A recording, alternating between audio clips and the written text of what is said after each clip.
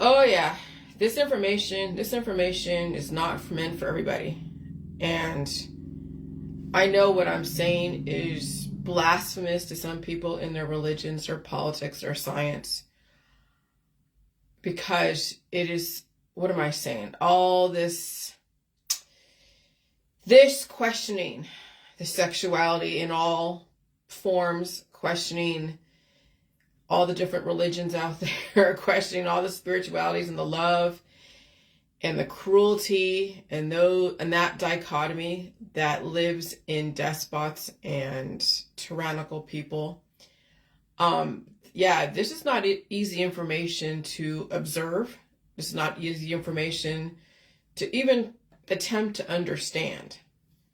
And I don't blame people for defriending me or for just going like, what the hell is going on?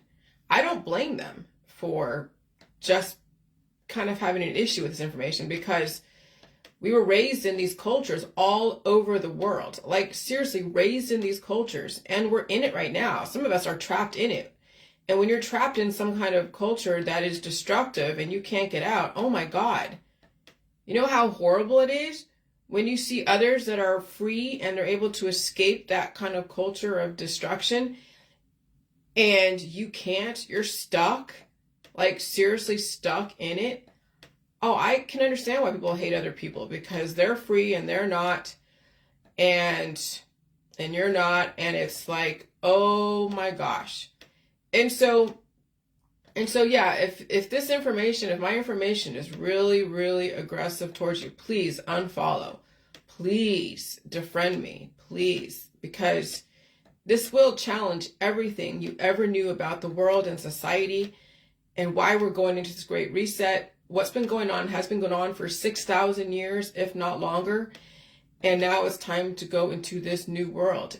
And it is aggressive from the old world to the new world. And so, no, I don't blame anyone for just not liking this information. I don't blame you for resisting this information. But when you're clean and sober, okay?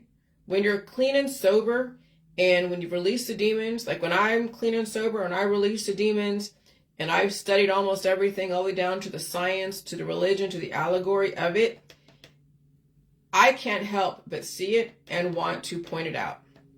It doesn't mean that you have to follow what I believe. It doesn't mean that you have to let go of the life that you have, because it's the life that you've chosen. It's the life that you're in. It's the life that you're bred for. You're in the trappings of wealth, so you're getting a nice return on that investment. And then I hope that you're able to pleasantly leave this earth without too much pain. Because when you think about taking on my information, if you really did, it's painful to extricate yourself from your family, your friends, your associations, your politics, your religion, your science. If it's even possible. That's the thing. If it's even possible. Sometimes it's impossible for people. So I'm just going to say it. So I'm going to say whatever I say, because I've escaped the trappings of wealth. I've escaped the draw and the addiction to family, friends, and societal's expectations of how you're supposed to act, how you're supposed to feel, how you're supposed to conduct yourself. And I'm going to say things that will challenge what you believe, but also give you the opportunity to still survive it and still function within it, but save yourself. What do you mean by save yourself? Because maybe people dying in their religion or politics is being saved because they're going to go over to heaven or whatever. Well, some people don't want to die. Shannon Doherty said on her Facebook or wherever, she's dealing with breast cancer and she doesn't want to die. But she can't do what I'm doing. She's too far gone. She's stage 4 cancer, but she doesn't want to die. Can you imagine somebody who's had all that fame and fortune and all that, right? And family and friends. And she's being treated. And now she's in stage 4 cancer, sitting on her deathbed, when you think about it, saying, I don't want to die. There's so much to love and live. And I'm like, oh God, the irony of that when you say there's so much to love for or live for, right? Do you really think she wants to die? No, people don't want to die. And they don't want to change. They want to live in the world that they think what life is. But you've seen your grandparents pass away. You've seen your parents suffer and die, some of you, not all of you. You've seen friends and family around you suffer and die, surrounded by so many people treating themselves to death. And you say you don't want to die. Well, if you're living that lifestyle, of being surrounded by love and friendship and baubles and the trappings of wealth, that's what's going to happen. Do you think people have the capability to extricate themselves from that type of thing, even though they don't want to die? But they can't fucking change. They can't release themselves. They're not allowed to. As soon as you marry into a family that is very influential, yeah, you're done. Unless you find, why would you go into a situation where you have to escape from? That's what I'm saying. If you can free your girls and sons from that type of institution of love and relationship and then marriage and then all of that, oh my God, they have a chance. That's why I'm pounding the gavel around not encouraging your sons and daughters to go down these roads that will end up in a suffering eventually. It will. In this environment, absolutely, they have predisposed issues. There's obviously predictable outcomes as you watch everyone go through the same shit over and over again with it, expecting a different result, but the same result. And so it's just like, and so I developed a term called health Hitler, or sexualized health Hitler. Because we have love Hitlers out there that will love you to death. We have sex Hitlers out there that will pound the gavel of their sexual orientation. I don't care what it is. We have health Hitlers out there that will blame someone for their conditions while they loving everybody and loving everybody to death. And so let me just write these, because I got to write these 3 down, because it's serious. These are concepts that I must remember. Love Hitlers, sex Hitlers, of course, and health Hitlers. Because all religions have love somewhere interwoven. They even have it in Corinthians. Love is patient, love is kind, love is just do whatever the hell you do to somebody based upon love. Remember, even sexualized health Hitlers also permeate you with love while trying to give you spiritual absolution.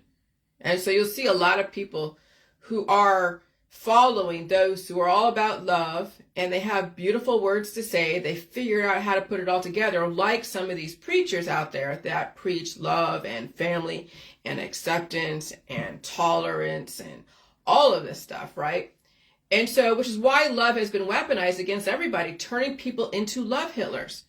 Because when everybody talks about how much they love their children, they love their husband, wife, and all of that, then having a stranger saying they love you, people are so weak against that. That was the cults in the 1960s.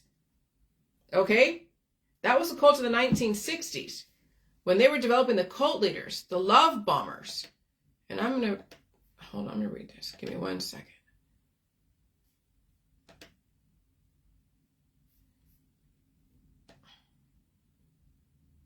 The love demons of the 1960s developed love Hitlers and health Hitlers, and pets also brought out the demons in people.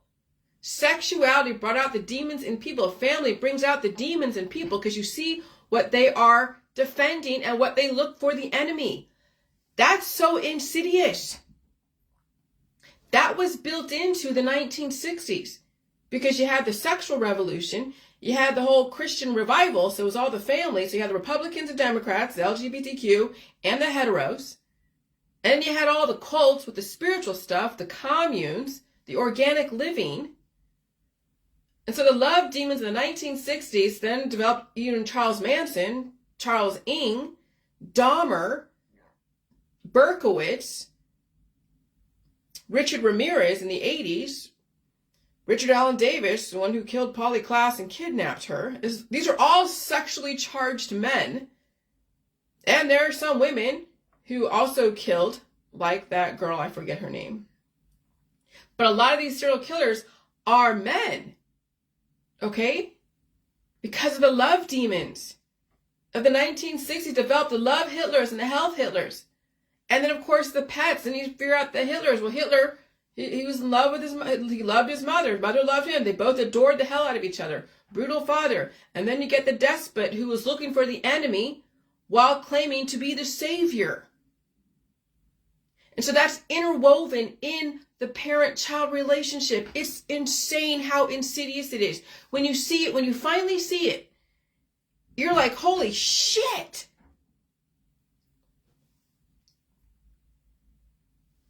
And of course, to bring in the animals that bring up the oxytocin, the kitties and the doggies and the puppies, keeping people under ultimate control using those love hormones, the oxytocin. Oh, yeah, it's wow. It's bad. That's what I'm saying. There's no way I'm going to convert people. That's not even my intention, but there's no way many people are going to get it. There is no way. There is no fucking way. No way. And I understand now. So again, I'm going to read this. Remember, even sexualized health Hitlers also permeate you with love while trying to give you spiritual absolution, which is why love has been weaponized against everybody, turning people into love Hitlers. Because everybody talks about how much they love their children and love their husbands and wives and all of that, then having a stranger saying they love you, people are so weak against that. They died from the love of their community. It's insidious. So people are like, well, they died in the comfort of their own home.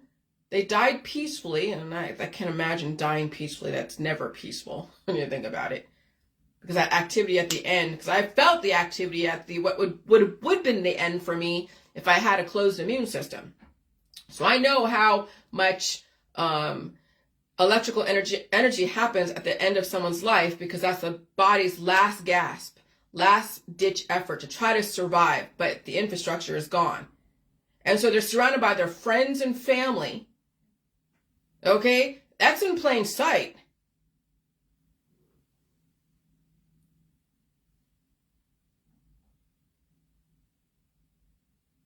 They died from the love in their community. The children do die from the love of their parents. That's how the system got to you, was through the love in the family and sexuality.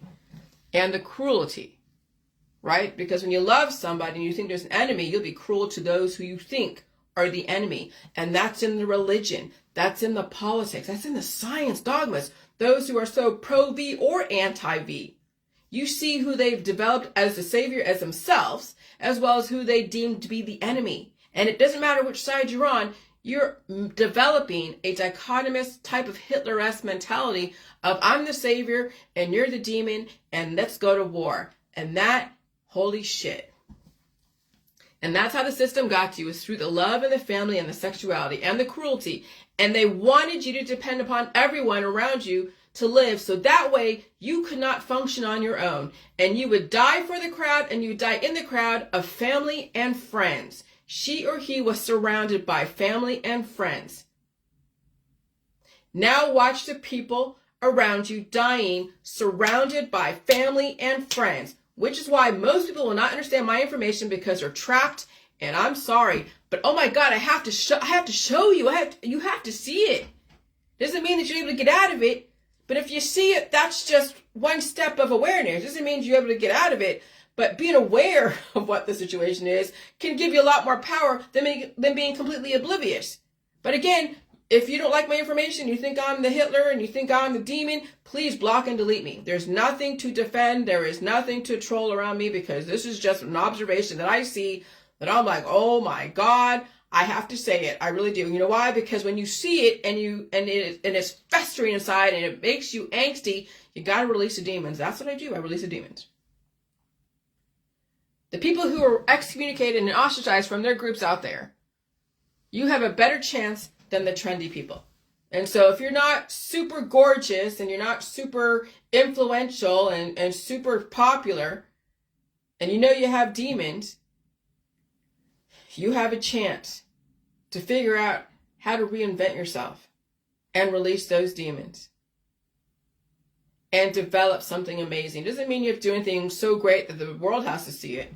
But now you get to watch what's going on out there. And maybe you have your own observations. Maybe you write something. Maybe you study, some subject matter, get a certificate, challenge yourself, be an amazing person. And then maybe one day down the road, when you do have your own accomplishments, you can be like, Jillian, guess what I did after doing all of your stuff? I got this, this, this, this, and this. And I'll be like, wow, 20 years later, you're fucking amazing. Holy shit. Good job. Good for you. So you'll have something to brag about. But you have to go through the pain first before you get to that part where you can give yourself, well, how does it, you can, where you have something to show for all of that pain. You have something to show for all of that evolution. But again, we're in kind of some uncertain times because we don't know what it means to be when we don't treat disease. We don't know what's going to happen when you don't treat disease as far as down the road of the different influences. That we live in a world full of humans. There's animals out there and other things, but there is a DNA blueprint. Anything that I take on, the body will defend itself against. However, if people have animals, this is what I was talking about earlier yesterday. If you are around animals and you are not treating disease and maybe you're not getting the V's, will that animal DNA coexist with yours, and will there be characteristics that you could take on from your animal, and would that manifest in phenotypical characteristics? We don't know, but I was watching actually yesterday the werewolf. That's what brought that on, about those conditions, those genetic conditions of taking on werewolf, like werewolf syndrome, where your face is all hairy and you kind of look like a wolf, and like, whoa. And I'm sure that happened in the past. But anyways, I'm getting way ahead of myself. But that's the thing, is that in the future, maybe even 20 years later, like right now, I've been evolving intellectually and even verbally, spiritually, whatever, within leaps and bounds. The last 7 years, last 3 years, I've seen an increase in my intellectual capability, the ability to put things together, and the organizational process. So I know that there is definitely a lot more intellectual capability and a lot more opportunities to learn things that quickly without struggling through them once you release those demons and once you put your mind to certain things. The world now is at your fingertips. You can do whatever the hell you want. You can learn whatever the hell you want. You can do whatever you learn how to sell. I mean, I'm telling you, it's doors will open up once you release those demons. But right now, I'm kind of mired into now observing our society and putting it all together, and even looking at the past, present, and potentially the future. And it's like, holy shit. So that's what I'm mired in. But if I was one of you who is where I'm at, I would go find something you would love to do and figure out how to challenge yourself and take the tests, take all the different things to challenge, to see what you can do. I mean, why not, right? It's not about the brain. When you're not worried about the body and having a baby and sexuality, you can use your brain. Oh my gosh, that's a freedom like no other.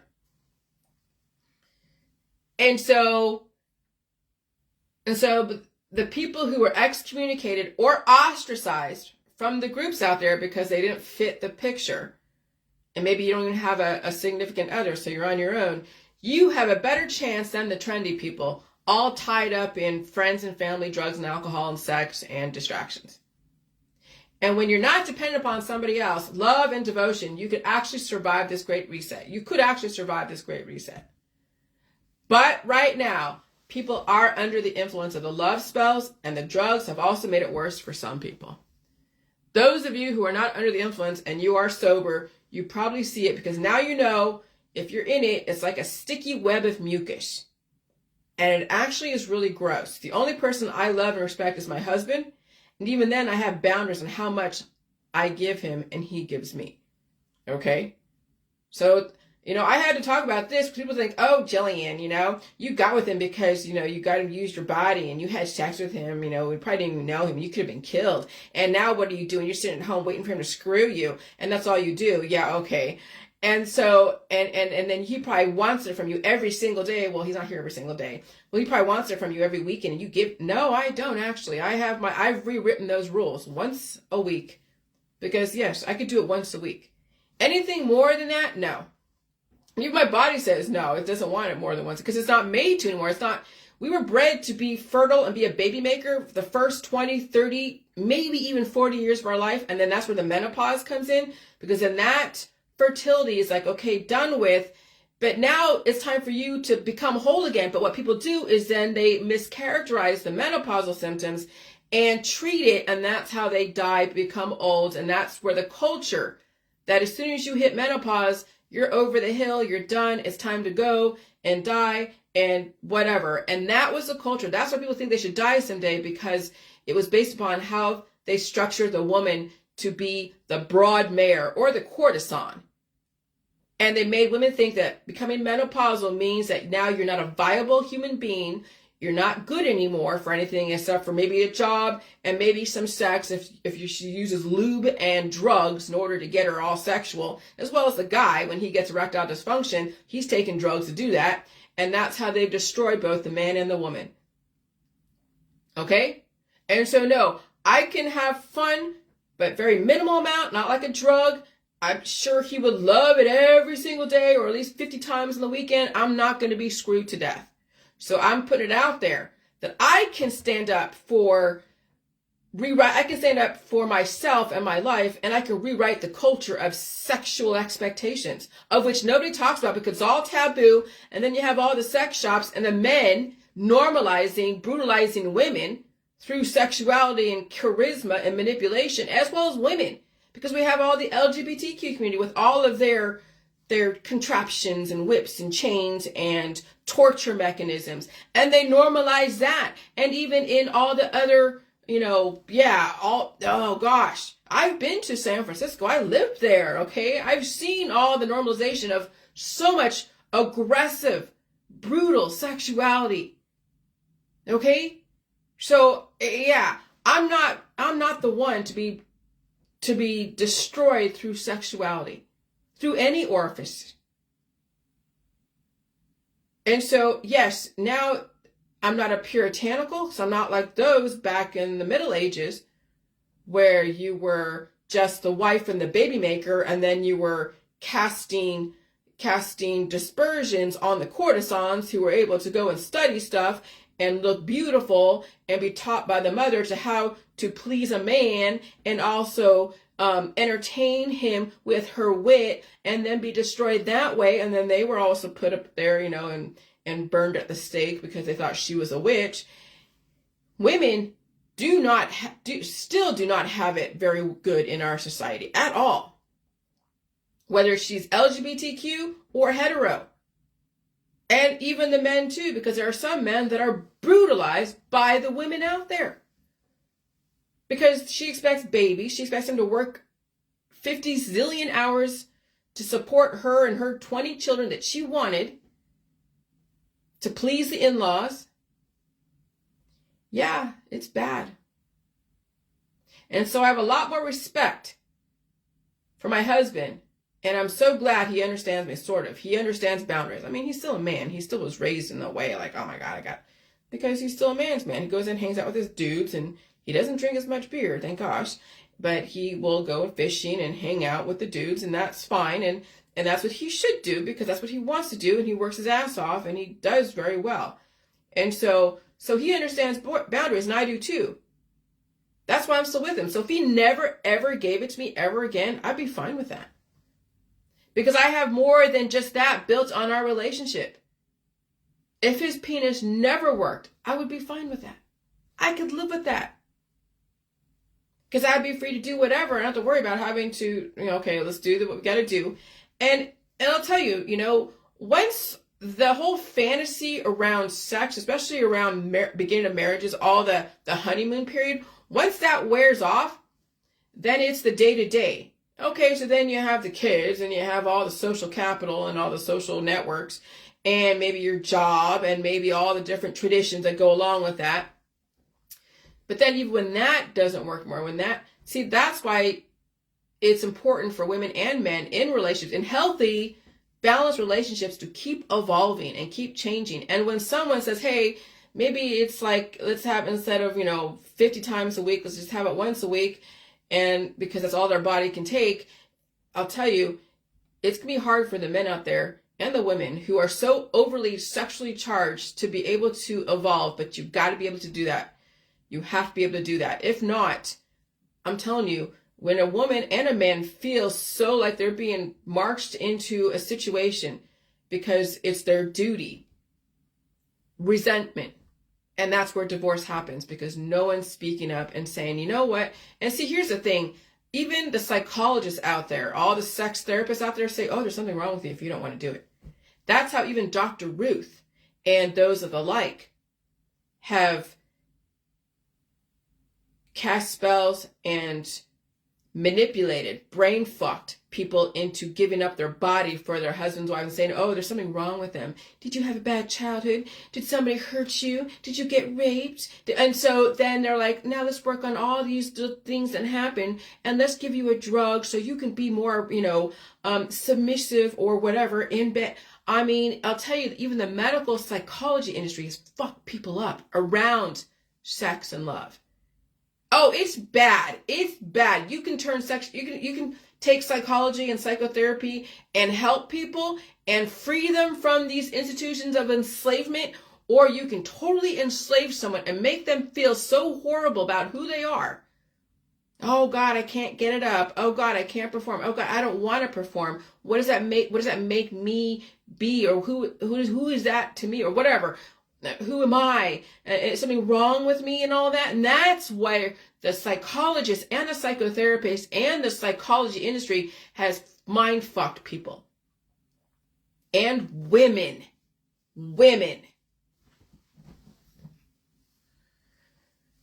And so I saved myself from the pressure of being destroyed through sexuality and love. And that's how you honor your husband and wife. You don't destroy them with your love.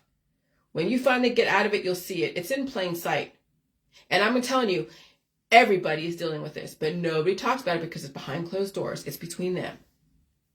And so, yeah, both of them are now having to deal with, how do they save themselves? Some don't. Some will try to put their boundaries down. The person who, doesn't, then it's like, okay, well, I guess if I can't use you anymore, then I'm just going to break up with you or go find somebody else to go screw. And so then these girls who were giving it up to these guys, and they're not married, they might have a kid, but they're not married, and she doesn't give it up as much anymore or wants to do something different, he then goes find somebody else to screw. And so then she's left to the wayside. She's pissed off because she feels like she's been used, and I don't fucking blame her. And so then she passes away, let's say from cervical cancer, ovarian cancer, or who knows what. So all those years of that abuse to her body parts, and she finally needs a rest, and she gets the rest. Now her body wants to come back, and she can't get ahead of that cancer. That's how men and women destroy each other, through sexuality. And remember, there are no enemies. It's a culture and a conditioning process, and men and women have been encultured to destroy each other through love and sex and family, then treat disease, and then die in the hospital system with absolution and spirituality. This is why it's so important for you to get it, because the environment is that aggressive. And some of you can save yourself. Others, I'm so sorry. I really did try. Okay? So then I saw this article where we have these religious people who are trying to teach their daughters to be submissive and traditional. And I'll tell you, I'm not so submissive to my husband once a week. Other times, no. We do have division of labor, because that's what works, because I know he works hard, and I am developing myself, and I work hard in my own right, and I make sure that the laundry, all the traditional shit, but I don't allow him to destroy me. Okay, I've rewritten the rules of those types of expectations. We don't want children. We already knew that. I don't want that much sex. I'm not trying to be destroyed and recover from that all the time. And so then what else is a relationship built on? Oh, he uses his brain. He messes with his boat and all of his electronics and his job and the fishing. And he's watching things on TikTok or Google or whatever, and he's learning stuff. I get to develop my brain, and my body isn't being ravaged by some Neanderthal, and I get the freedom to live. How many women have that freedom? They're not. They don't have it. Their family enslaved them. That's what's so sad, that some of these girls are enslaved and they're suffering. And when they do try to break out, they will be ostracized. Can they? And see, the thing, if she is strong enough to stand on her own, she would have to walk away from her family. She would have to walk away from, maybe even her kids, because that might even happen, to save herself. She may have to walk away from her own family and her in-laws, obviously. How many women can do that? How many women were even trained to be on their own? Not many. So they're trapped. It's really, really bad. And so so this little blurb says, I want my little girl to be a biblical woman that wants a husband and a beautiful family that she can serve daily. Oh, Jesus Christ. I understand division of labor and a team effort because I practice at my own home, okay? Because I definitely agree with team effort. But what happens if he has really cruel behaviors in the bedroom and you are teaching her that she should endure that? Are you teaching her boundaries in the bedroom and the baby making? Because even Christian men can be very cruel to their women behind closed doors. They might look good on paper, but that's as far as it goes sometimes. What are you sending your daughters into? See, I'm very scared for a lot of these girls out there, hetero and LGBTQ, because what are we sending them into? What are we sending our boys into? To endure somebody's cruel behavior in the bedroom and even baby making? We live in a very highly sexualized, highly charged, sexually charged society with very cruel men and women who need someone to feed on. And you're sending your daughters and sons into something that they will suffer through and potentially not even survive.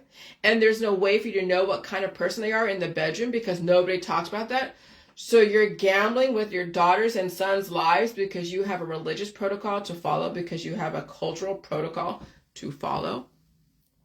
And chances are, most likely, all types of religious men and even atheist men have some weird, crazy fetish that they found on, the porn industry that she will have to deal with until she stands up for herself. And if all she is the baby maker and a courtesan, he will divorce her or even beat her or psychologically brutalize her as soon as she says no. That's what marriage is nowadays, especially when people are forced into these institutions, when they're not allowed to write the rules or even rewrite them, because her parents, his parents, and in-laws are writing the rules for them. I feel sorry for these children nowadays. I know. You know how I know many people are very cruel regardless of sexual orientation, because I had to deal with the trolls who defended sexual orientation when they thought I was the enemy against a certain sexual orientation. Even those who supported sexual orientation, whatever they are, when they thought they were on my side. I've seen the worst of humanity. And it's not just a few people. Most people are very capable of cruelty in the bedroom with manipulation, and if she is not training to defend herself and take care of herself, she will endure such suffering under the hands of a cruel man or woman, including him. He will endure suffering under a cruel woman. That's why I have a sixth sense about a lot of things, because I've experienced some really fucked up people in this world. And you would never know it, but just look at the behaviors of the trolls against whatever ideology. Sometimes it's even the mother. Most of the times it's a mother. Of course, the father and the single men and the single ladies, that's when you know your society is in decay, when everybody is cruel to each other, and they do it in the name of their belief systems, regardless of sexual orientation or religion. These kids have no idea what they're walking into. Some men and women are cruel in the bedroom and in the boardroom and around baby making, and you can see the potential for that type of predatory behavior in how they defend their position against who they think the enemy is. And just watch all the trolls out there, not just me. Go look at people trolling celebrities, trolling Gates, trolling Schwab, trolling what they think is the enemy, trolling people. And you will see the capability of the cruelty and predatory behavior that comes from family, friends, relationships, until somebody says, hey, wait, hold on a second. The emperor has no freaking clothes, right? That's essentially what I'm doing, is I'm pointing out the emperor has no clothes. And everyone's like, no, he has clothes. And you're not going to be popular for that, especially when you're in it and maybe you're a perpetrator of it.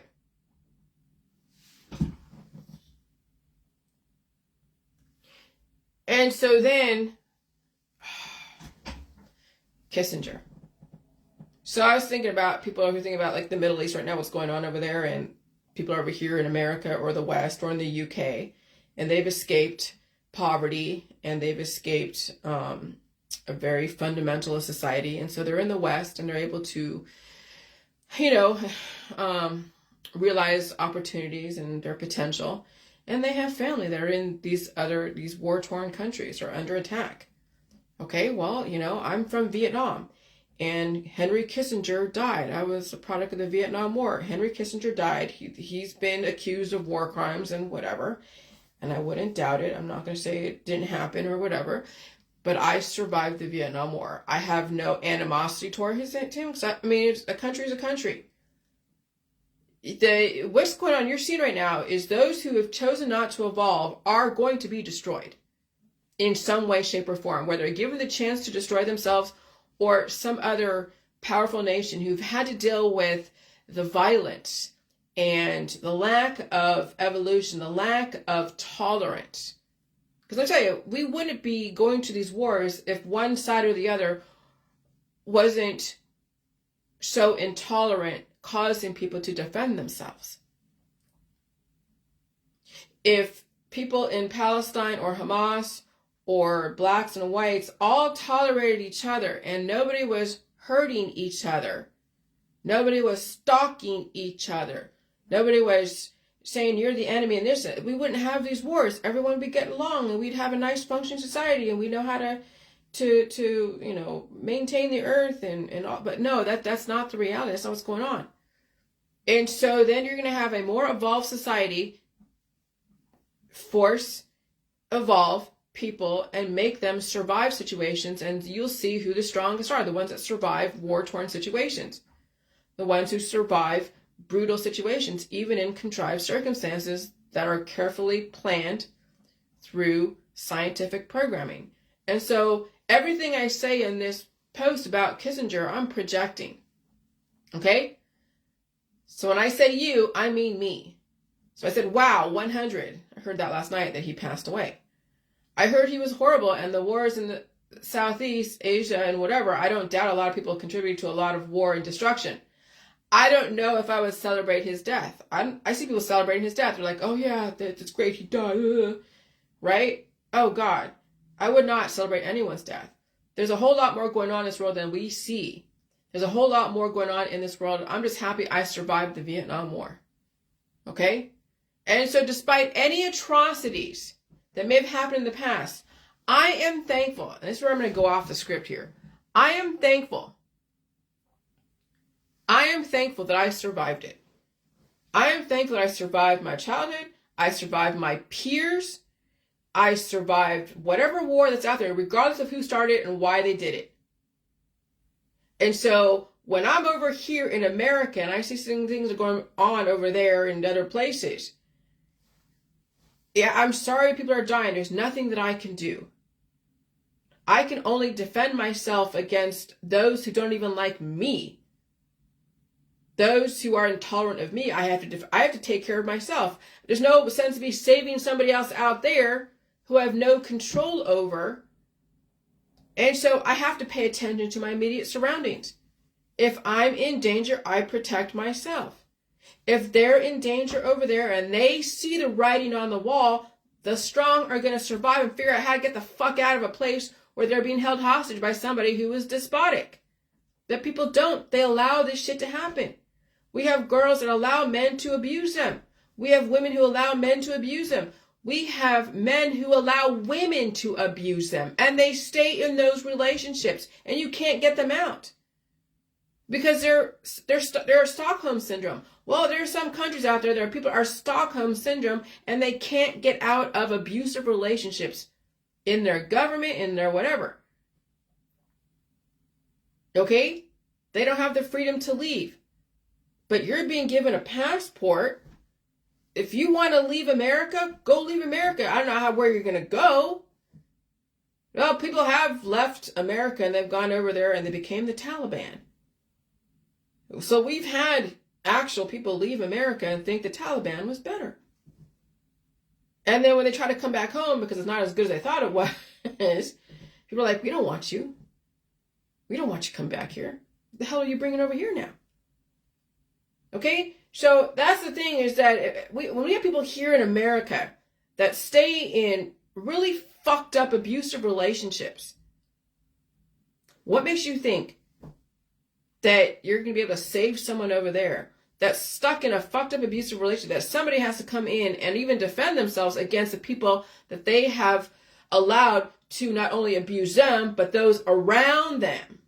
See, that's the thing, is then you have the police out there that have to go arrest the abuser because the wife can't leave for whatever reason because she's too scared to. And then that abuser is also destroying the people around her world and in his world. And so then when he starts doing that, when he's not just abusing her and her abusing him, whatever, and he starts then going after people in her world outside of that situation, then the police have to come in and regulate that situation, and even the justice system. And that's what's going on over there in the Middle East. We have people in a fucked up relationship with each other, and their relationship is now permeating outside of that situation, and now somebody has to go in and regulate. And that's kind of what's going on. So there's actually three parties over there in the Middle East. There is the Palestinians, there's Hamas, and there's Israel. And so when you have a relationship of a male and a female, or a male-male, or a female-female, and then their fireworks and their issues then permeate to everyone around them, that's when the system has to step in and regulate. And so, yeah. So, so if you are in America and you are given all the opportunity, or if you're in the UK, Australia, anywhere else, and you're given opportunity, why don't you go and realize that opportunity? Take advantage of what privileges you have that are being given to you, and save yourself from all this mess. And let those over there figure out the mess that they're in. And so I'm thankful. So I have no issue with Henry Kissinger.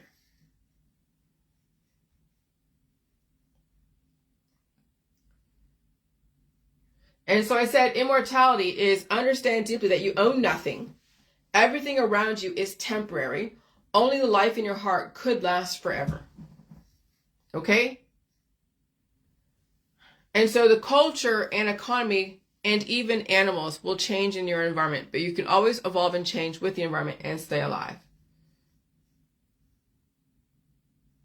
And so this beautiful girl who's 33 years old, she died on November 24th over there in the UK. Cause of death, cancer.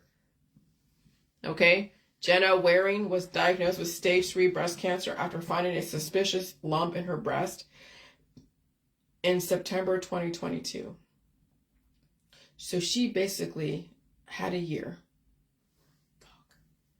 So I'm saying, the skinnier you are in this environment, you better start taking accountability to everything that you're doing. Because your lifestyle could be actually using up more energy than you're able to retain, even with eating the foods that you're eating. Your lifestyle, belief system, and all the different remedies that you're taking and whatever else is going on could actually be causing more of a taking away from you, causing cancer, than giving you life and the ability to release the demons of cancer or whatever else. And so when someone is skinny as that, with 3 children, and I know people, I've related to people that are skinny with 3 children. What do you and you just hope they have a good life. And you hope whatever life they have is good, because how are they going to bring back the substance, release the demons, and save themselves from what is inevitable, especially in this environment? She's 33. That's young. Fuck, that's young. These are my age that are in that same situation. My age, in their 50s. Or late 40s.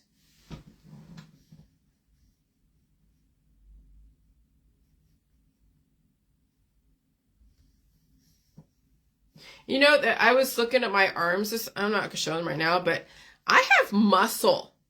Like I don't work out, and right now even go like this. It's a little painful. Like I worked out, but I didn't work out. You know how it's painful going like this.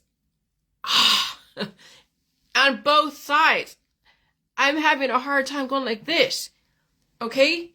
It's some weird shit going on right now.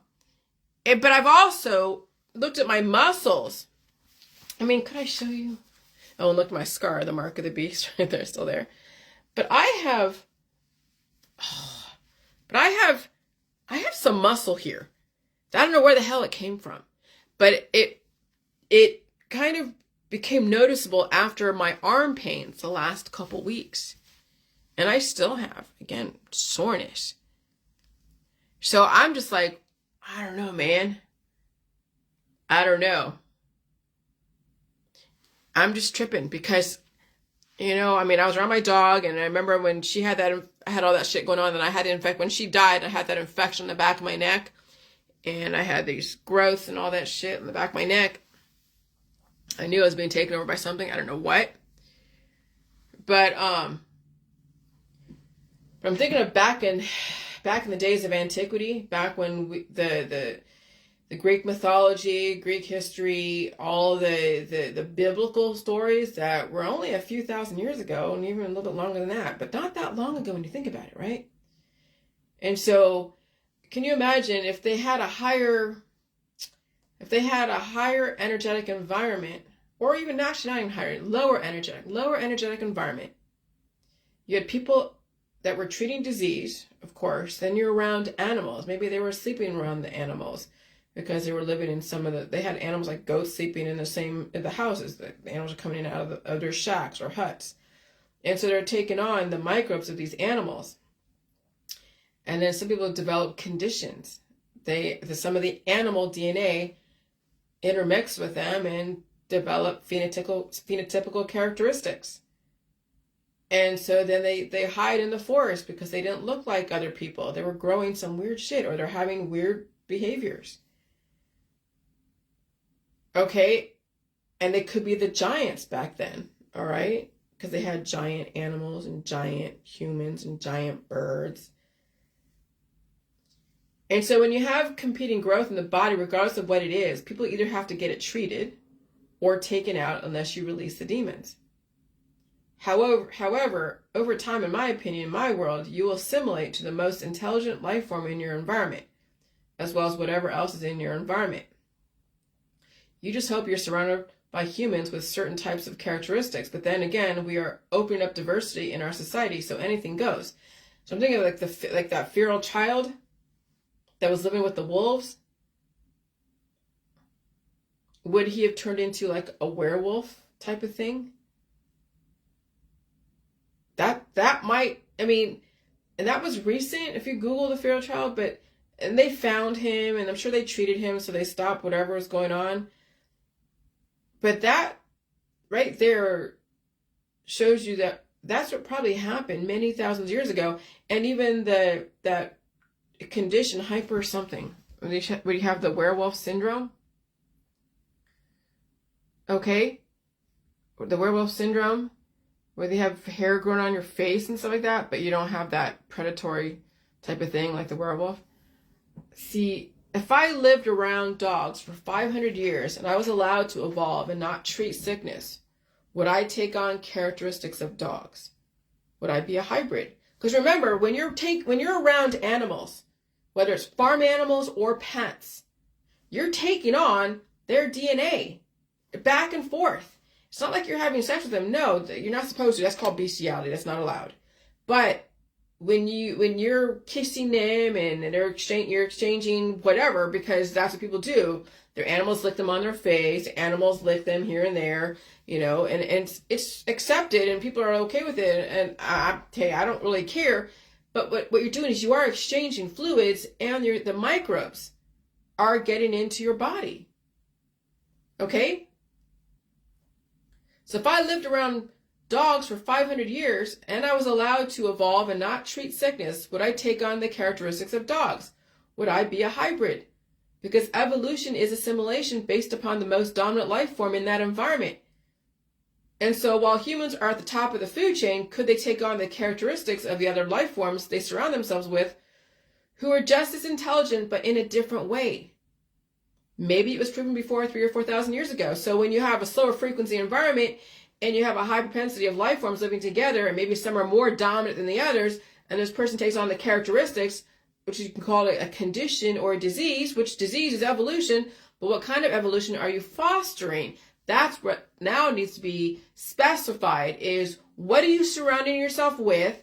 What kind of evolution are you taking on? And what kind of behaviors and characteristics are exhibited? And whoa. And so then when you think about what happened way back then and people are living around animals and nobody else, then they turn into that animal maybe over time if they were allowed to feel sick and they weren't treating disease. They were pooping, obviously, and peeing. And so maybe that's why Noah was lived to be 950 years old, right? Because in a slower frequency environment, and he's allowed to release the demons and feel the pain of whatever, and no one's treating his sickness, and there's no high frequencies, because even back in the 1950s, there was high frequencies, there was electricity. Now, do they have electricity in other places? Did Noah live around a lot of electricity? See, the whole thing with the giants and stuff like that. Oh, gosh, I don't know. I don't think was he a giant? Yeah, he might have been a giant. No, he wasn't. Yes, he was. 950? Fuck. I forget if he was or not. Doesn't even matter. But he lived to be 950. Moses wasn't a giant, but maybe Noah was. I don't know. Okay?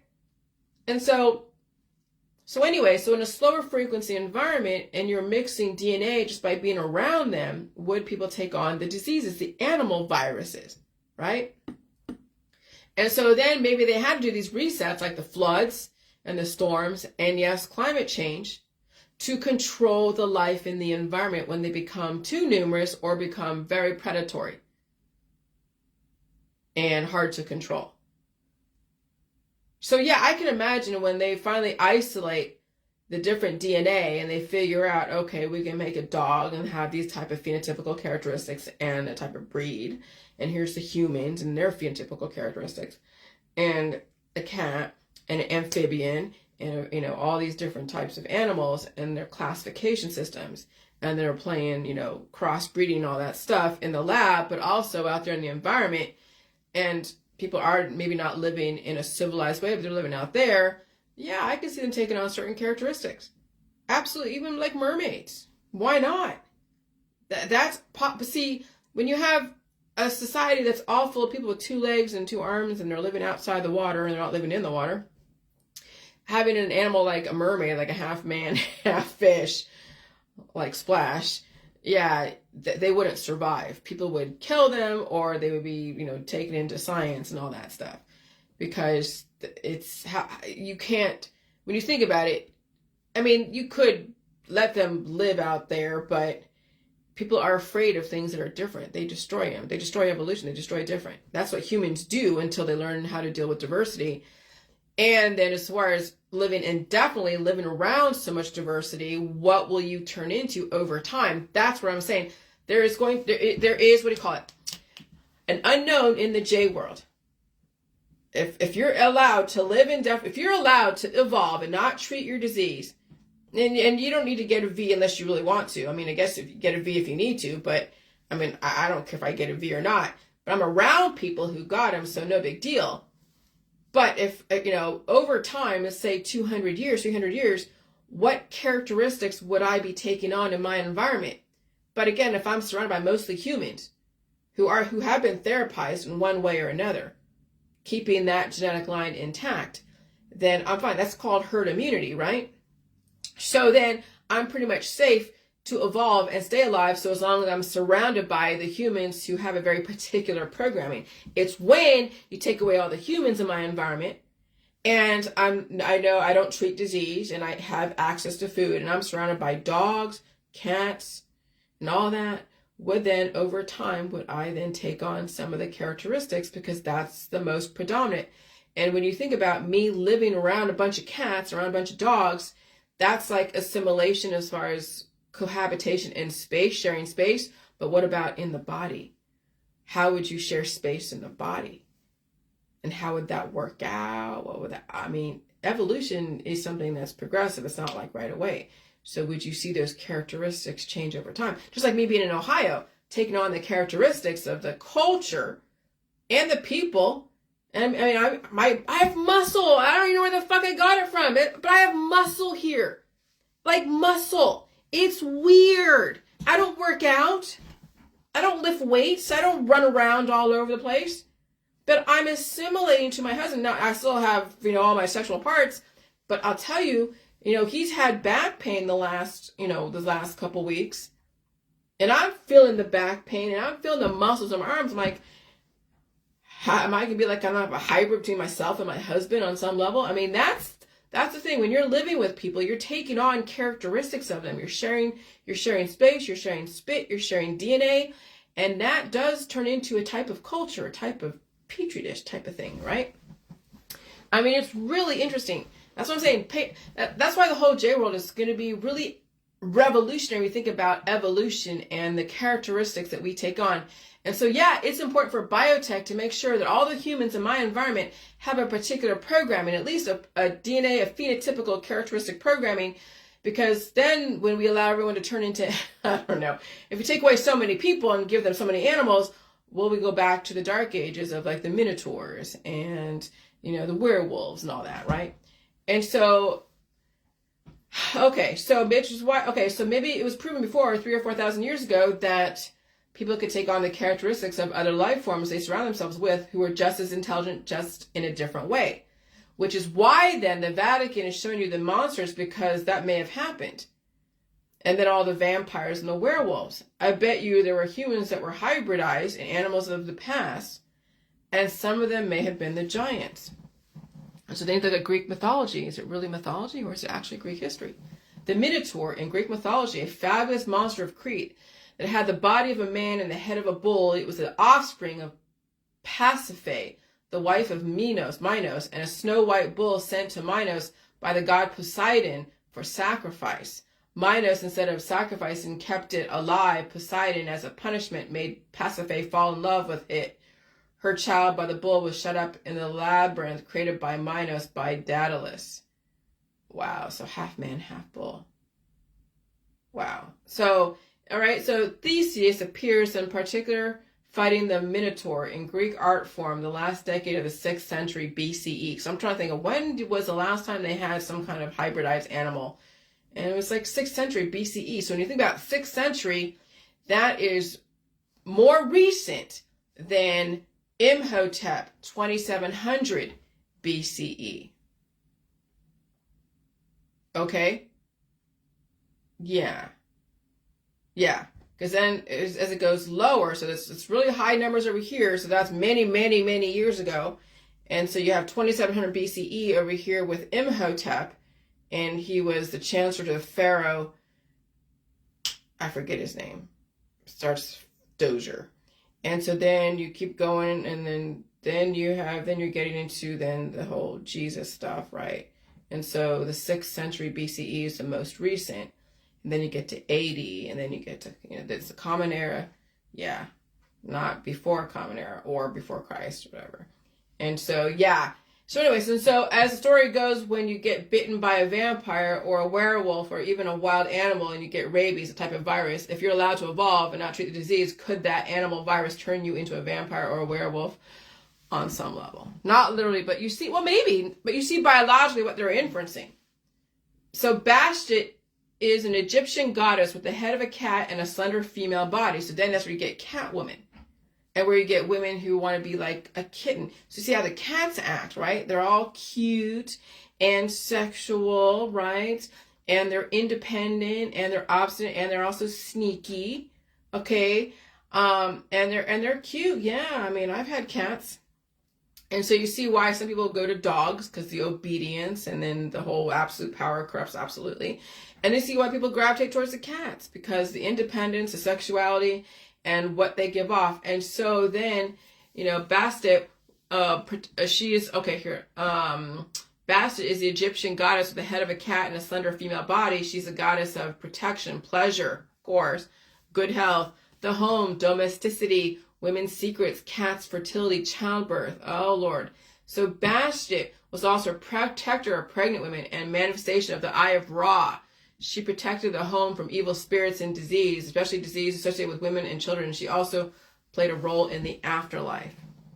And so Bastet was a fierce deity that became more benevolent over time. Her aggressive tendencies were passed on to the goddess Sekhmet. And so Bastet was the daughter of Ra, sister of Sekhmet, the wife of Ptah, and the mother of Mihos. She was worshipped as a deity since the second dynasty, most commonly in Lower Egypt. And so Bastet was initially depicted as a lioness, but assumed the image of a cat or a feline-headed woman in the second millennium BCE. She had an elaborate striped dress pattern with alternating dots and lined bands. Wow. And then you have the cyclops, right? So then you have these giants that had one eye or other things. So Hesiod at 700 BCE, writing in his Theogony, tells us that the cyclops were the children of Earth, Gaia, and the sky, Uranus. So the Earth is Gaia, and then the sky, that's the portal, Uranus, right? That portal from out there into Earth. Then you see how people do get inseminated with all types of diversity in the body and on Earth. And there's the wars, and then you have to find something uniform to develop so you don't have chaos and death and destruction and extinction. So Hesiod, 700 BCE, writing in his Theogony, tells us that the Cyclops were the children of Earth, Gaia, and sky, Uranus, making them the generation before the Olympian gods. Oh wow, Cyclops came before the Olympian gods. Okay. The Cyclops were thought to dwell in faraway land of unknown location or name where they had no laws. Yeah, it's pretty interesting shit. Okay, and then, yeah. Okay, so hypertrichosis is known as a werewolf syndrome. It's a rare condition characterized by excessive hair growth that may develop all over the body or be isolated to a specific area, like the face. Hypertrichosis may be congenital, present at birth, or acquired, arising later on in life. Okay, so you hold the gene, the werewolf gene, whatever that is. Where do they get it from? You'll never know. But somehow somebody in that genetic line was exposed to a lot of animals that had that. That was then, it was controlled or it was taken out, like the person was killed in that gene pool, but someone still held that gene. Okay? And so, and that's interesting. That's interesting. That's really interesting. So even though we all came from Africa and we were the cradle of mankind and we became Homo sapien, there's still going to always be some kind of outside entity that's going to try to assimilate. And then the system has to either do operations to dig out that cancer that could turn into something, or they have to go and fix those characteristics and control that gene. But see, how is it then with the whole J world releasing those demons? How do you know which is a demon? Well, you don't. You see, it's who you surround yourself with again. If I lived around a bunch of dogs and I'm always taking on dogs and going through my own stuff, could my dog and I share a lot of characteristics? Yeah, I would. You know what? That's a possibility. It's a fucking possibility. Not that we'd ever see it. We're going to see it with John, with his animal. Because John hopefully will live a long time, long, and so will his animal.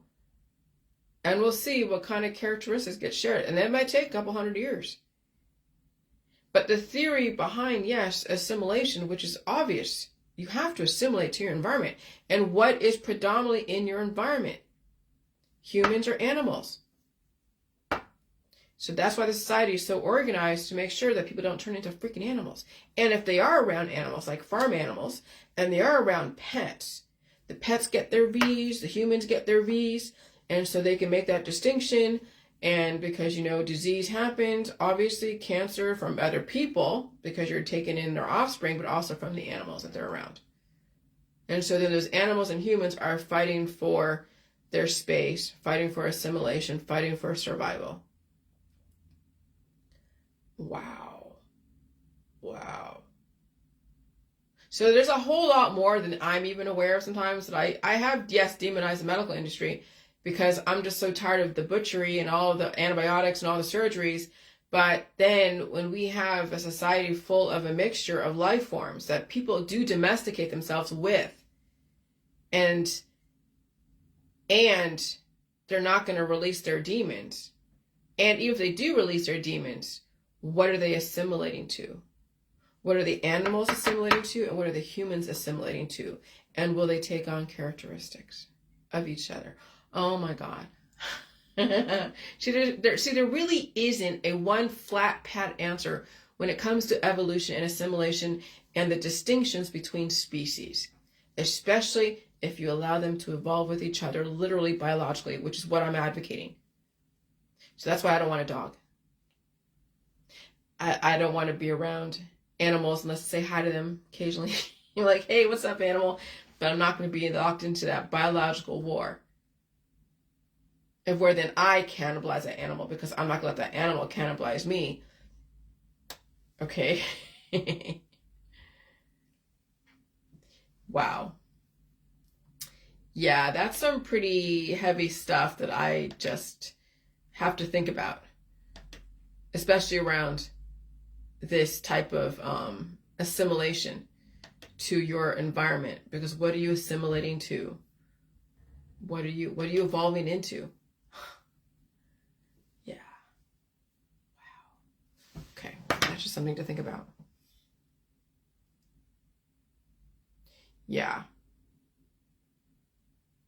And so if you're going to share space with an animal, then you must get a human V vaccine to ensure the human properties stay intact, so the dog or cat properties don't take over.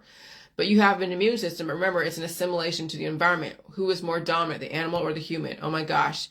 Did people turn into hybrid animals that were carnivorous and dangerous when they did not control reproduction? Why is it way back, even back in the days of antiquity? Even the serial killers, which is why you get the werewolves, which is why people act different during the full moon. Okay? The monsters in the stories are clues to the past. Never forget. And so genetic conditions have to do with very diverse microbes in the body controlling and commandeering the DNA. Cancer is an energy in the body that could take over and change the phenotypical characteristics that could take over and destroy or cause certain conditions, certain outward appearances. That's why I have opened up my immune system. Because, if I'm predominantly the human, right? And I'm around a lot of humans who are around animals, but they still have that predominant human DNA because that's what is phenotypically showing, then I'm going to release anything that would be challenging my DNA. However, if I'm around, again, a bunch of animals, that might be a very different story. I could actually potentially turn into some aspect of that animal or have characteristics. That's freaking crazy.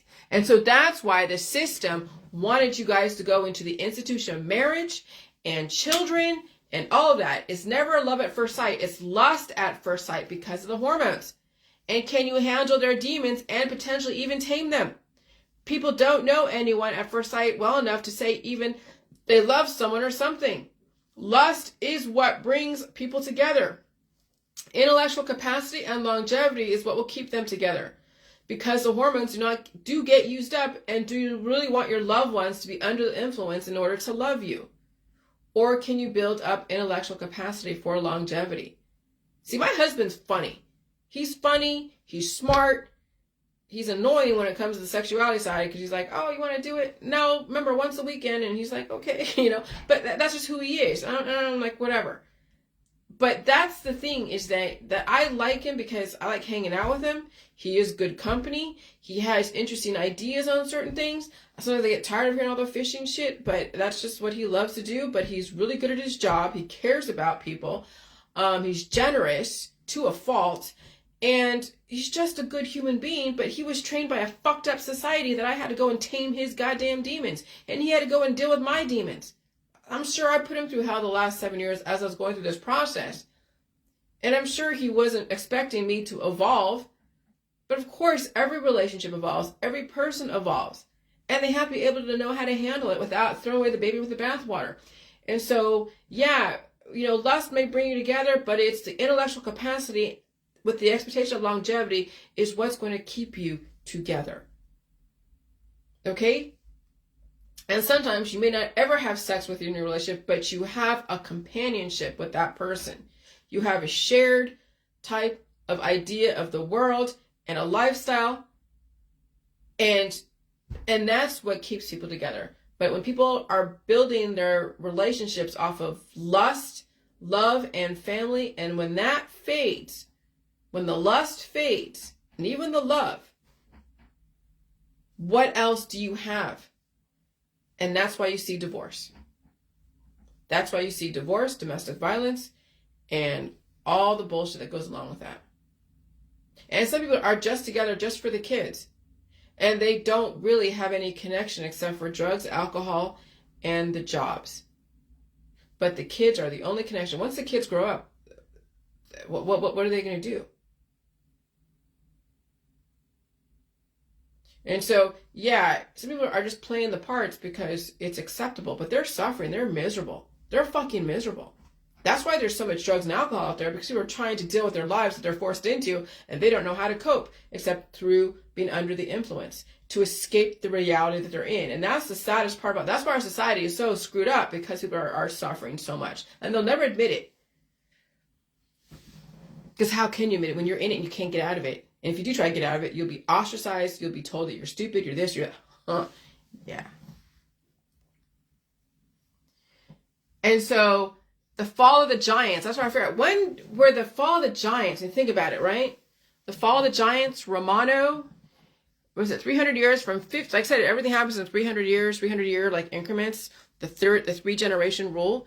300 years from 1534 to 1834, right? Now you see where the Grimm's fairy tales comes from.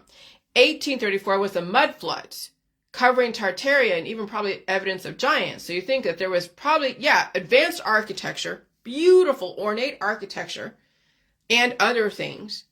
But there was also human trafficking, human slavery, atrocities, torture type of stuff, mentalities and all that stuff that needed to go to the wayside.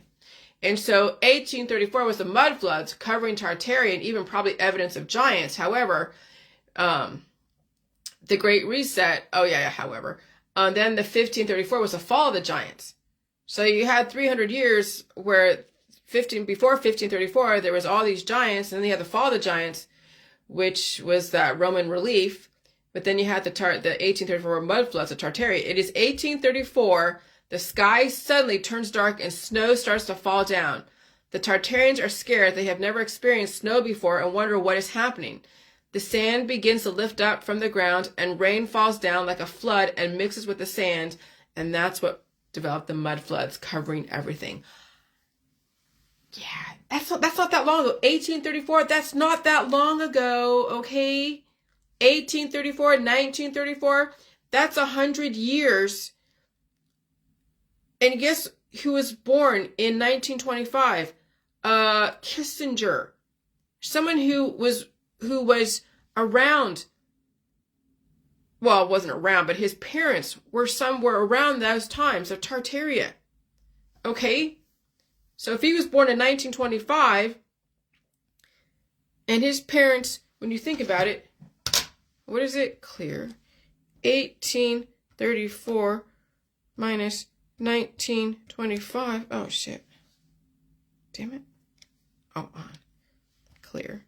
1834 minus 1925 equals 91 years. That's 100 years. And his parents somewhere in that, during that time,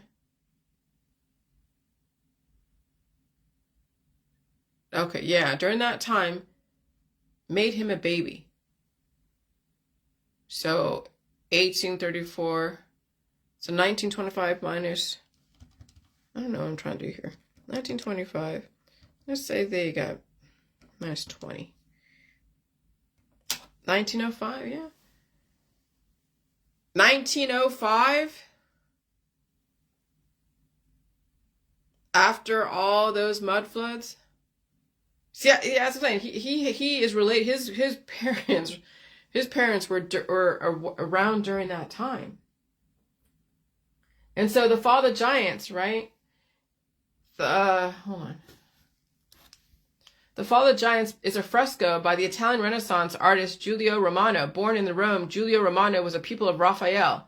In the year 1522, he was courted by Federico II Gonzaga, ruler of Mantua, which is in Italy, who wanted him as his court artist, as he was specially attracted by his skill as an architect. In the year 1524, Romano moved to Mantua, where he remained the rest of his life. In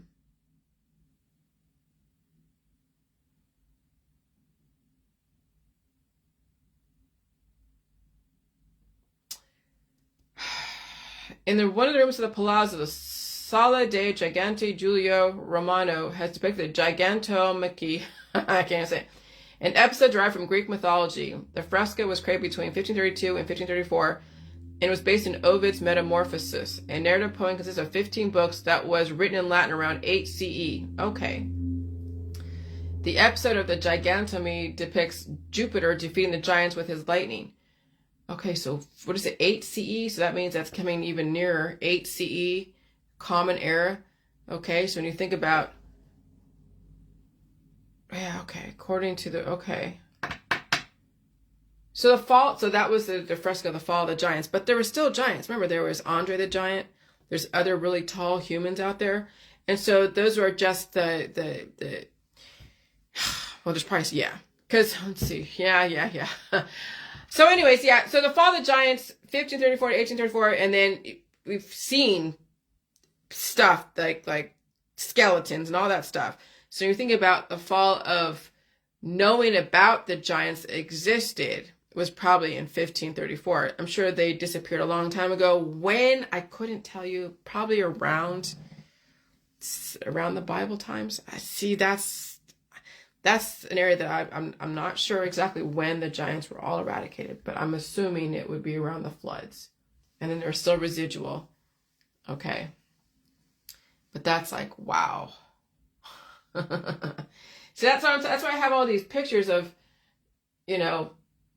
pictures. I have the dates, because I don't know at what point were the giants eradicated, and then they have the Nephilim, which is their offspring that then were enslaving the human women.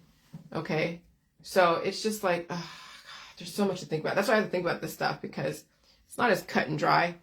I'm not gonna talk about blocking them. Okay, just, yeah. And I don't talk about people. I don't talk what other people want me to talk about. I talk about whatever I want to talk about. I don't want any suggestions from anybody. Okay. And so I said, now you know why I say parents need to save themselves, because it's not a guarantee your kids will have what it takes to evolve. I mean, there's no guarantee that even the parents can save themselves, right? But they have a better chance unless they're dying suddenly. Some don't even know it till it happens. The indicators are there if you don't have to treat disease. Okay, you can sit through the pain of release and retention. You're not afraid of all the food supply. And some of you are so in depth that you are allergic to most of the foods, which is, yeah, I'm sorry. Once you get over all the allergies to foods, you have a chance.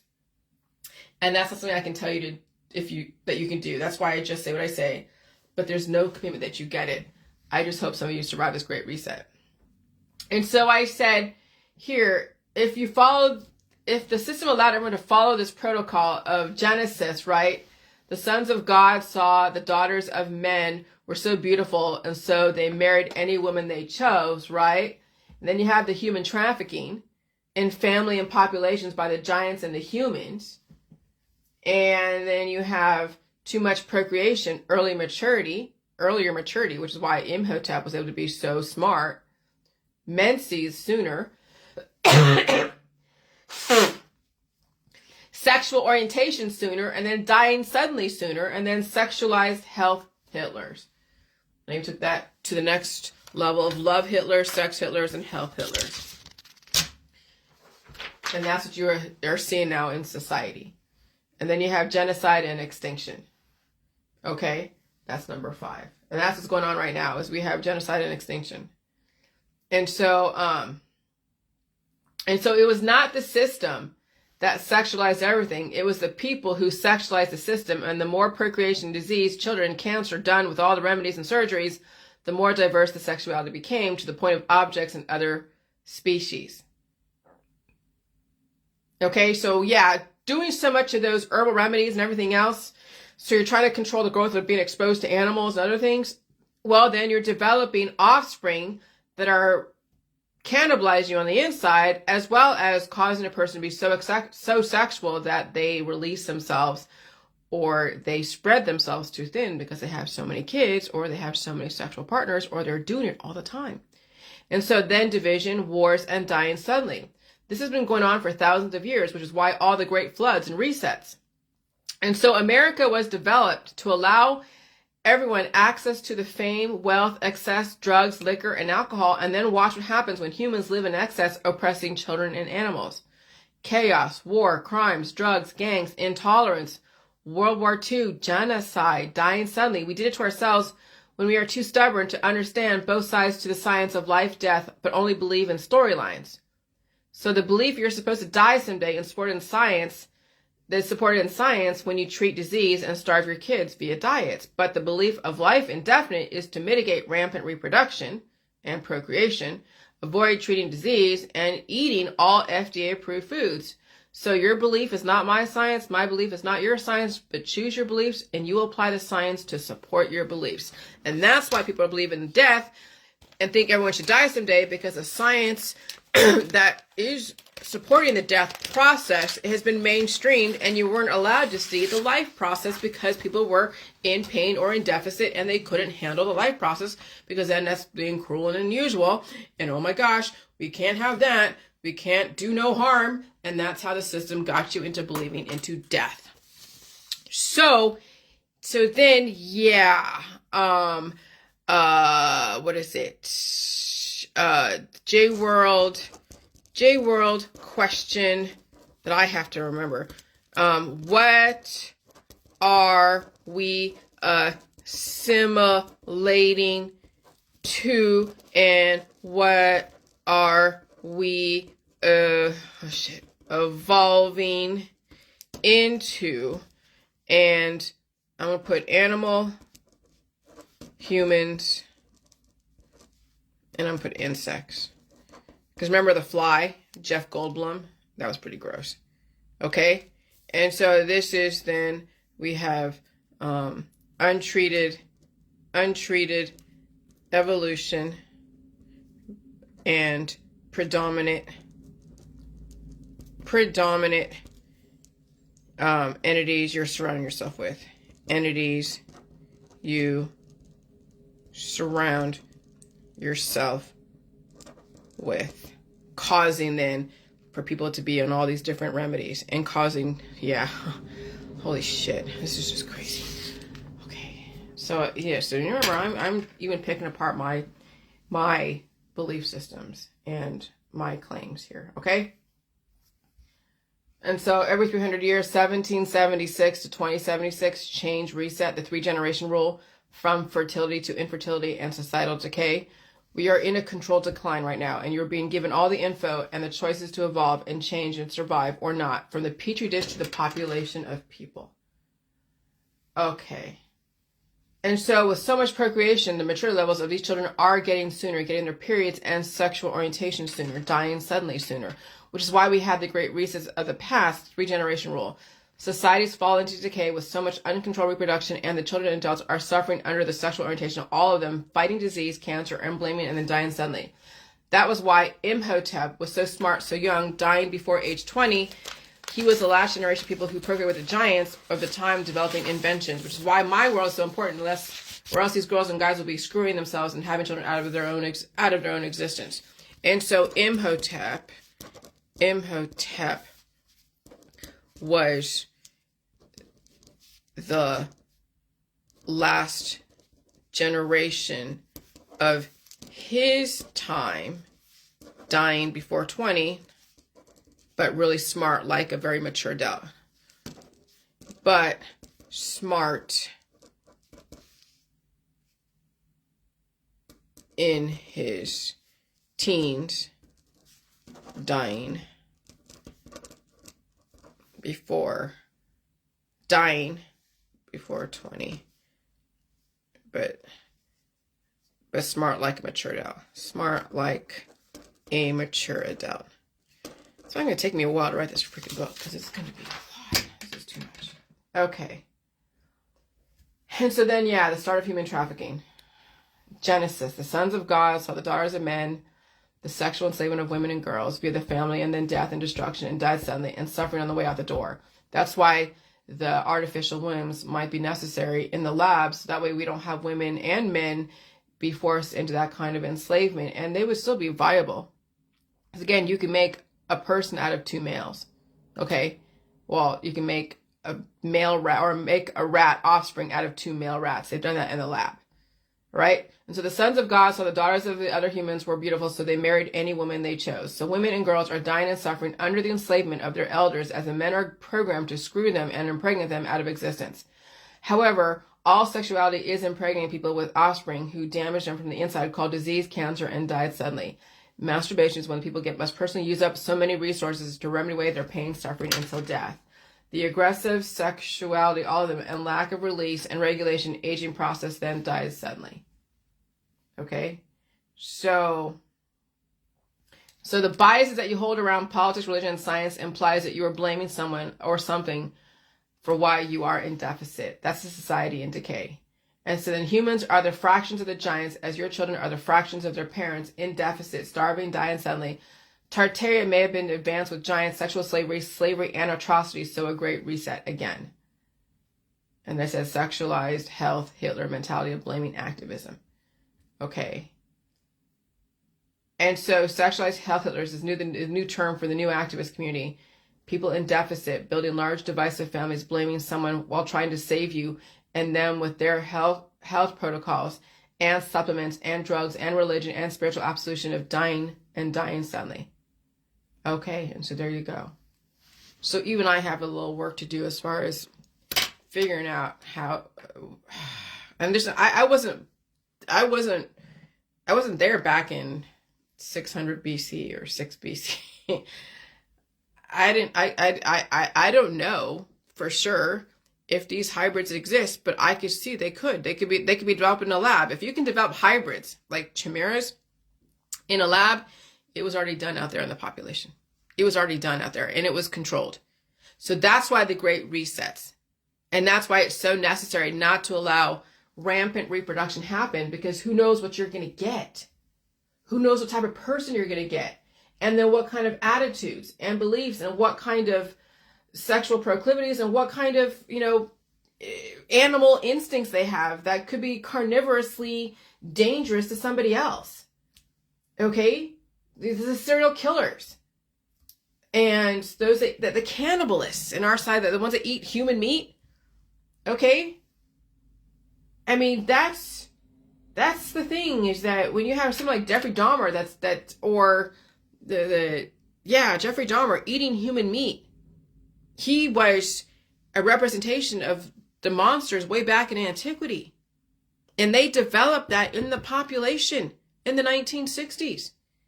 And then you have the Charles Mansons, and you have all the serial killers and the kidnappers and the sexual deviants. And then all of a sudden you have a society in chaos. So that's why we're going through this great reset, because we are reenacting history. But we're seeing it on Facebook. We're seeing it in your community. And now you understand why this system, why they had to go through all these different wars, and why we have to force people to evolve and change into a very civilized human being. And why it's a rule of law, not the law of the jungle, that will govern the conduct of nations. George Bush. Have a good day, Senior. Bye.